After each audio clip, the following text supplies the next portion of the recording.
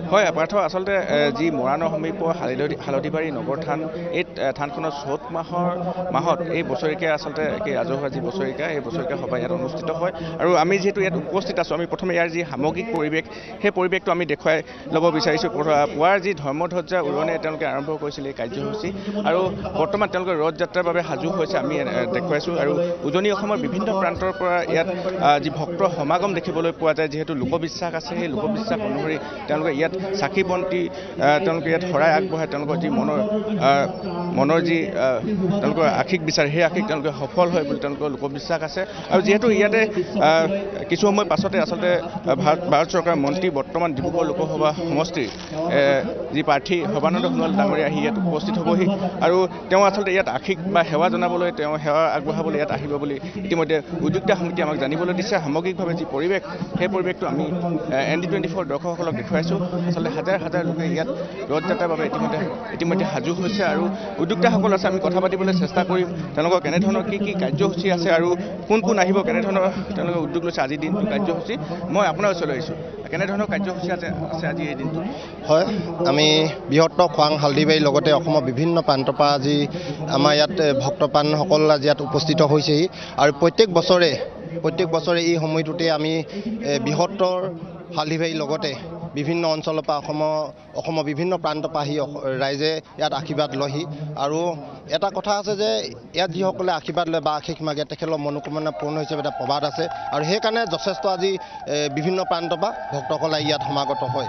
আমাৰ যদি আজি আমি কওঁ ইয়াত যিসকল সমাগত হৈছে আমাৰ দিবানৈক্যজোৰা কাৰ্যসূচী হয়। আমি প্ৰথমতে আমাৰ ধৰ্মধ্বজা উত্তোলন হৈছে, ধৰ্মধ্বজাৰ পাছতেই আমাৰ এতিয়া বৰ্তমান ভাগৱত যাত্ৰা হৈছে, ইয়াৰ পিছতে নাম কীৰ্তন হ'ব। ৰাতিলৈ আমাৰ যিসকল স্থানীয় যিসকল শিল্পী আছে সেই শিল্পীসকলে তেখেতলোকৰ নাম পৰিৱেশন কৰিব।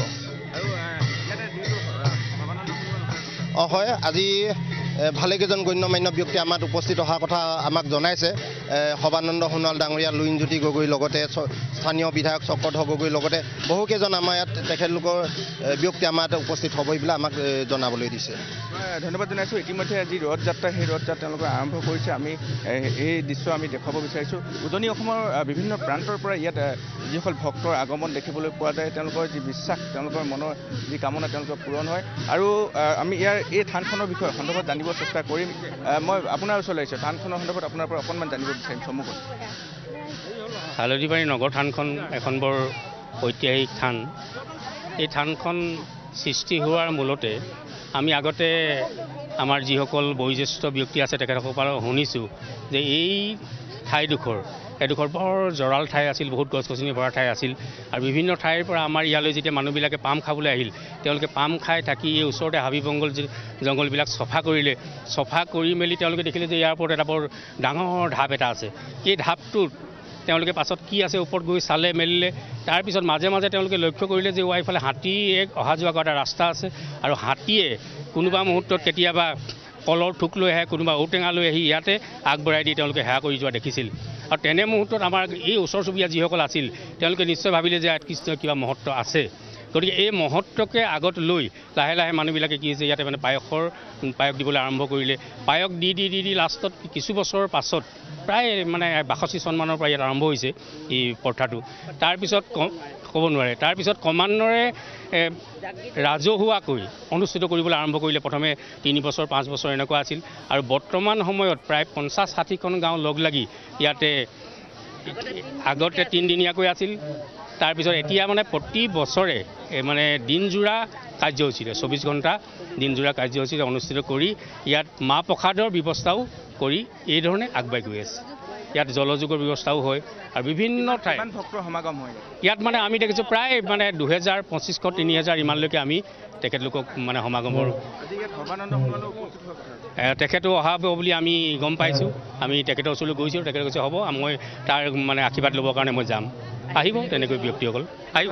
হয়, ধন্যবাদ জনাইছোঁ। আৰু যিহেতু তেওঁলোকেও জানিবলৈ দিছে যে সৰ্বানন্দ সোণোৱাল তেওঁ ইয়াত আচলতে আশীৰ্বাদ ল'বলৈ এই নগৰ থানলৈ আহিব আৰু ইতিমধ্যে যি ৰথ যাত্ৰা সেই ৰথ যাত্ৰা দেখা গৈছে ৰথযাত্ৰা কৰা আমি যিসকল ইয়াত ভক্ত আহিছে ভক্তসকলৰ সৈতেও আমি কথা পাতিবলৈ চেষ্টা কৰিম তেওঁলোকে আচলতে কি আশা পূৰণ হৈ ইয়ালৈ আহে আৰু কেনেধৰণে তেওঁলোকৰ কি আশীৰ্বাদ তেওঁলোকে বিচাৰিছে সেয়া আমি জানিব বিচাৰিম এয়া সামগ্ৰিক যি পৰিৱেশ সেই পৰিৱেশটো আমি দেখুৱাইছোঁ ND24 দৰ্শকসকলক যিহেতু মই পুনৰ কৈছোঁ যে ইয়াতে ভাৰত চৰকাৰৰ মন্ত্ৰী আৰু যিহেতু এইবাৰ ডিব্ৰুগড় লোকসভা সমষ্টিৰ প্ৰাৰ্থী সৰ্বানন্দ সোণোৱালে ইয়াতে আশীষ ল'বলৈ আহিব এই থানখনত তেওঁ সেৱা আগবঢ়াব আৰু আমি সেই দৃশ্যটো আমি ভিতৰত কিছু দৃশ্য ইয়াত যিহেতু নাম প্ৰসংগ হৈ আছে আমি সেই দৃশ্যটো দৰ্শকসকলক দেখুৱাবলৈ চেষ্টা কৰিছোঁ আমি যিসকল ভক্ত আছে এগৰাকী ভক্ত আছে বাইদেউ আপোনাৰ ওচৰলৈ আহিছোঁ ক'ৰ পৰা আহিছে মই শিৱসাগৰৰ পৰা আহিছোঁ প্ৰতি বছৰে আহিম প্ৰতি বছৰে মোৰ ইয়াতে মা ঘৰ আমি একদম সৰু ইমানজনীৰ পৰা মানে এইখন লগত আমি জড়িত গতিকে আগতে আমি একদম দিন ৰাত সমানে কাম কৰি মানে অনবৰতে আমি কৰোঁ এতিয়া মই বিয়া হোৱা আজি মোৰ 20 বছৰ হ'ল 20 বছৰ মই প্ৰতি বছৰে আহোঁ কেতিয়াবা কাটচিত ক'ৰবাত মোৰ বাদ পৰে ইয়াত সেৱা ল'লে মনোবাঞ্ছা পূৰণ হয় বুলিকে আমি মানে সেইটো আনক ক'ব নাজানো কিন্তু আমি যিটো ভাবোঁ আমি বিশ্বাস কৰোঁ যে আমি ইয়াত শৰাই এভাগ আগবঢ়াই আমি আশীৰ্বাদ এষাৰ ল'লে মানে যেন আমাৰ গোটেই সৰ্বশৰী যেন শান্তি পায় বিশেষকৈ আমি শান্তি পোৱাটোৱে বিচাৰোঁ আৰু এটা কথা কি বহুত ভাগে হয় কিন্তু আমাৰ ইয়াত মানে এই থানখনক আমি জাগৃত বুলি এইটো কাৰণে ভাবোঁ কেলে আমাৰ ইয়াত মানে যিমান বতাহ ধুমুহা হ'লেও আমাৰ ইয়াত মানে কি হয় শান্তি পাৰ হৈ যায় মানে তেনেকুৱা শিলাবৃষ্টি বহুতত হয় কিন্তু আমাৰ ইয়াত তেনেকৈ নহয় মানে আমাৰ ৰাইজ মানে ওচৰ চুবুৰীয়া ৰাইজখিনি মানে শান্তিত থাকিব পাৰে গতিকে সেইটো কাৰণে আমি বিশ্বাস কৰোঁ আৰু আমি এটা কথা কি আমি কিবা এটা আমাৰ উৎসৱ হ'লে আমি এই থানখনলৈ আমি আগবঢ়াওঁ কিবা শৰাই দিওঁহি বা নহ'লে চাকি বাতি বন্তি জ্বলাই আমি মানে কৰোঁ আগবঢ়াওঁ সেইটো কাৰণে মানে আমাৰ মানে কি হয় আমি গোটেই গাঁওখন আমাৰ গাঁওখন হয়তো বহুত কাৰণত মানে ভালে আছে বহুত কাৰণত শান্তিয়ে আছে অন্য গাঁৱত হয়তো নানান ধৰণৰ অপায় অমংগল হৈছে কিন্তু আমাৰ ইয়াৰ ৰাইজবিলাক ওপৰে অন্ততঃ বাচি যায় সেইকাৰণে আমি ভাবোঁ যে আমি য'তেই নাথাকোঁ লাগে আমি য'ত আজি যদি আহিব নোৱাৰোঁ তেতিয়াও আমি ভাবোঁ কি যে আমাৰ মানে আজি থানত সকাম গতিকে আমি তাৰ পৰাই নমস্কাৰ জনাওঁ সেইভাগেই আমি শান্তি পাওঁ